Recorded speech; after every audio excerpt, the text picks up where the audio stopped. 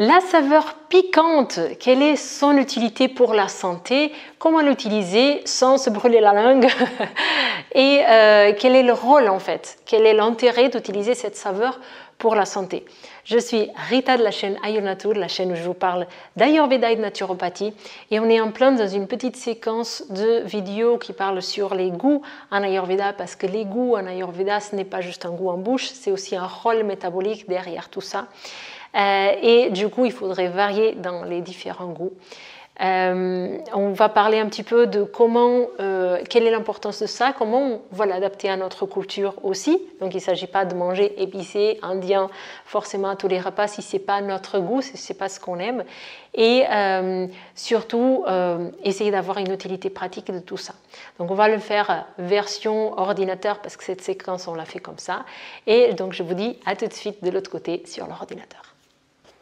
Alors, on va voir maintenant donc la saveur piquant. Piquant, il est composé, ici dans le tableau, on le voit, il est composé de feu et d'air. Donc, il y a le côté chaleur, mais qui ne va pas durer sur le long terme. Donc, je vous ai dit dans la vidéo précédente, c'est que la chaleur de la saveur piquante, ça fait un pic de chaleur et après, ça diminue assez rapidement. Et il va donc augmenter le vata, parce que, il va augmenter le vata et le pitta. Le pitta, on le comprend parce que le pitta, il est déjà chaud. Il va augmenter aussi le vata parce que ce pic de chaleur, il va ramener avec lui de la sécheresse. Et du coup, c'est une des caractéristiques de la saveur piquante, c'est qu'elle va créer de la sécheresse, ce qui est salutaire donc pour notre kapha. Qu'est-ce qu'il fait donc au niveau physique? Il va être très bon pour la digestion. Donc, pour les problèmes pour les problèmes de ballonnement, de digestion où il y a excès d'air, la saveur piquante, elle va beaucoup aider là-dessus. Et elle va stimuler les sucs digestifs et du coup, ça va être intéressant pour bien digérer, ça va aider le métabolisme là-dessus. Il va avoir une tendance à transpirer quand on consomme aussi de la saveur piquante, ce qui peut aider entre autres à éliminer des toxines, donc ça peut être intéressant là-dessus. Et du coup, ça permet un bon fonctionnement du métabolisme de façon générale. En excès, qu'est-ce que ça va faire? En fait, ça peut donner des irritations, de l'acidité, donc il va un petit peu en lien avec la saveur acide.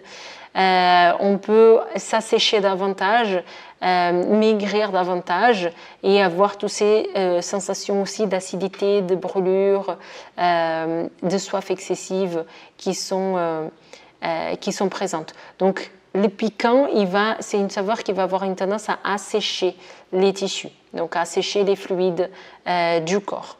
Et au niveau émotionnel, qu'est-ce qui fait le piquant? Il va ouvrir les sens, ok? La capacité de vue, la capacité d'écoute, etc.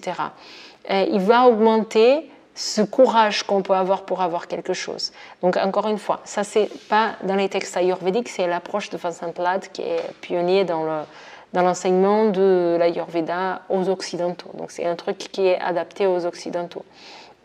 Donc pour Vasant Lad, ce Katujasa, il va aider à digérer non seulement dans le corps, mais il va aider à digérer certaines émotions aussi.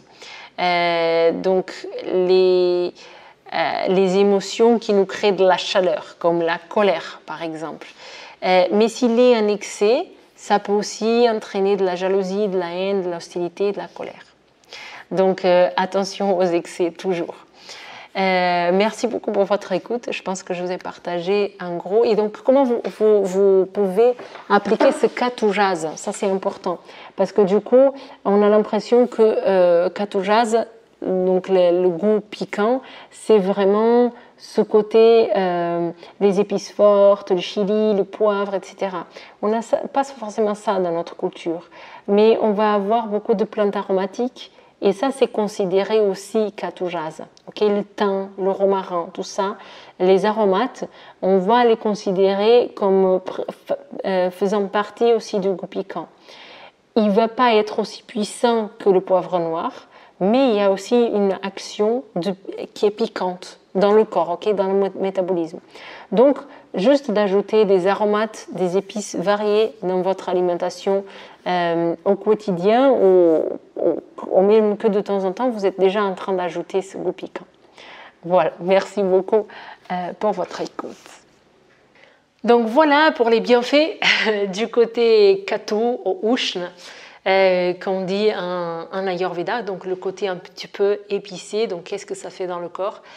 L'idée maintenant, c'est que vous arrivez à mettre tout ça en place dans votre quotidien et que ça puisse être utile pour vous.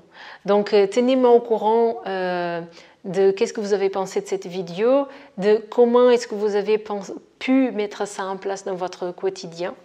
Et je vous dis à très bientôt, donc lors d'une prochaine vidéo, et vous me direz cette méthodologie si elle fonctionne, parce que je sais qu'elle fonctionne pour mes élèves, donc c'est comme ça qu'on fait les cours de formation professionnelle, mais peut-être que pour YouTube elle n'est pas super adaptée. Bon, il va y avoir encore une dernière vidéo d'un dernier goût avec cette modalité là, et puis après en fonction de tous vos retours de toutes ces vidéos, je vais voir si j'utiliserai plus l'ordinateur ou pas. Voilà, merci beaucoup.